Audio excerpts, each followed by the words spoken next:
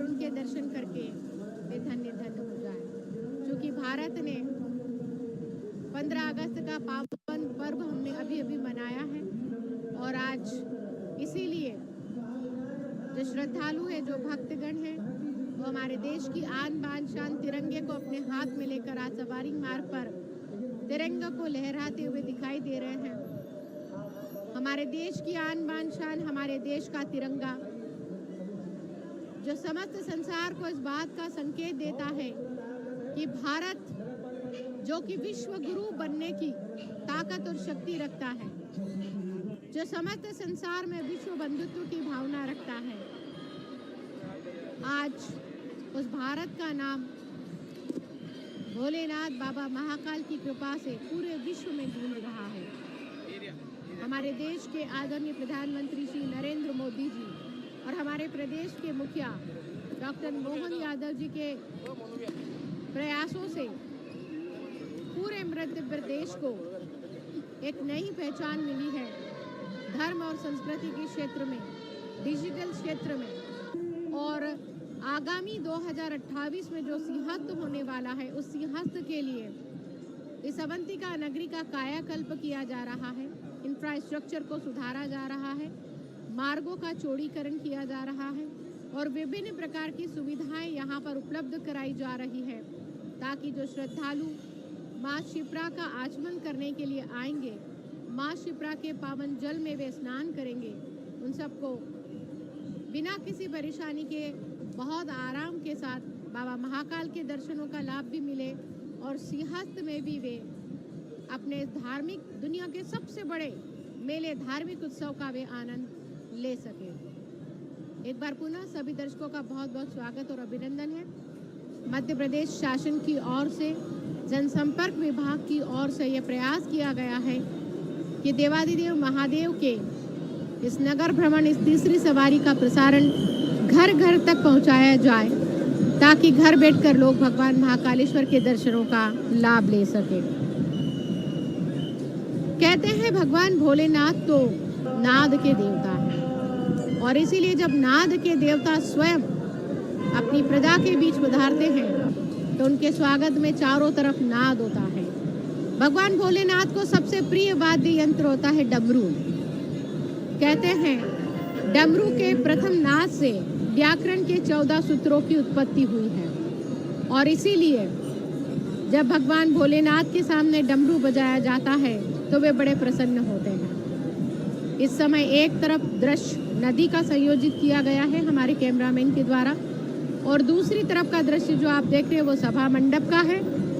मैं बता दूं कि वही सभा मंडप है जहां पर सवारी प्रारंभ होने के पूर्व भगवान महाकालेश्वर के इस चांदी के विग्रह स्वरूप को विराजमान किया जाता है और उनका पूजन और वैदिक मंत्रोच्चार के साथ उनका पूजन संपन्न किया जाता है और उसके बाद देवादिदेव महादेव से प्रार्थना की जाती है कि हे भोलेनाथ, आप रजत मंडित पालकी में विराजमान हो जाएं और अपने भक्तों को दर्शन देने के लिए पधारें। ठीक 4 बजे भगवान महाकालेश्वर की पालकी सभा मंडप से निकलती है। जब भगवान महाकालेश्वर की पालकी निकलती है तो चौकीदार के द्वारा घोषणा की जाती है, कड़ाबीन के धमाके किए जाते हैं और सबको आगाह किया जाता है, सबको संकेत दिया जाता है कि अब अवंतिका के नाथ देवादिदेव महादेव, अनंत ब्रह्मांड के नायक भगवान महाकालेश्वर महाराज की पालकी भक्तों के बीच पधार रही है। कहते हैं जब भोलेनाथ अपने भक्तों के बीच पधारते हैं तो भक्तों के मन में जो भाव होता है वो इतना प्रबल हो जाता है, भक्ति का भाव इतना तीव्र हो जाता है कि उनका मन आनंद से, भक्ति से भर जाता है। ये अपने दोनों हाथ ऊंचे करते हैं और हर हर महादेव और जय महाकाल के नारों से पूरी अवंतिका नगरी को गुंजायमान कर देते हैं। देवादिदेव महादेव उज्जैन में दक्षिण मुखी ज्योतिर्लिंग के रूप में विराजमान है। ये वही ज्योतिर्लिंग है जिसकी महत्ता तंत्र साधना महाकाल सभी को नाग पंचमी का पावन दिन सावन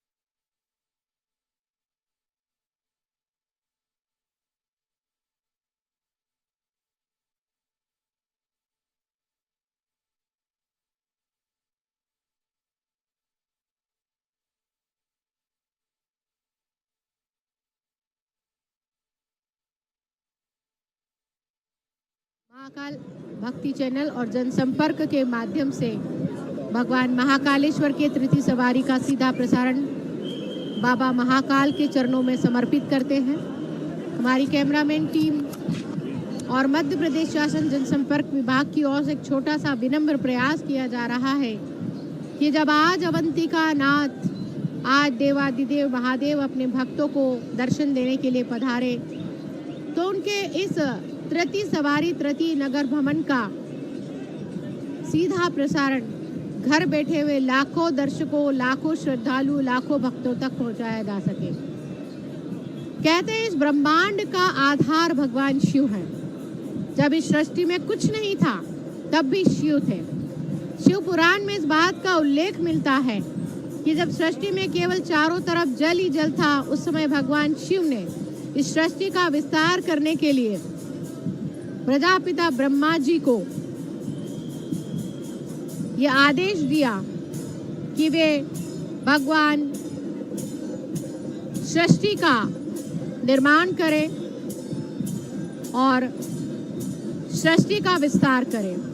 शिव पुराण में इस बात का भी उल्लेख मिलता है कि भगवान शिव के ही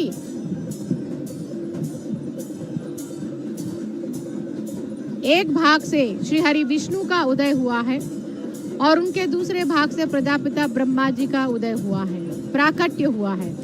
और यही कारण है कि प्रजापिता ब्रह्मा जी, श्री हरि विष्णु और भगवान शिव तीनों को एक ही स्वरूप माना जाता है।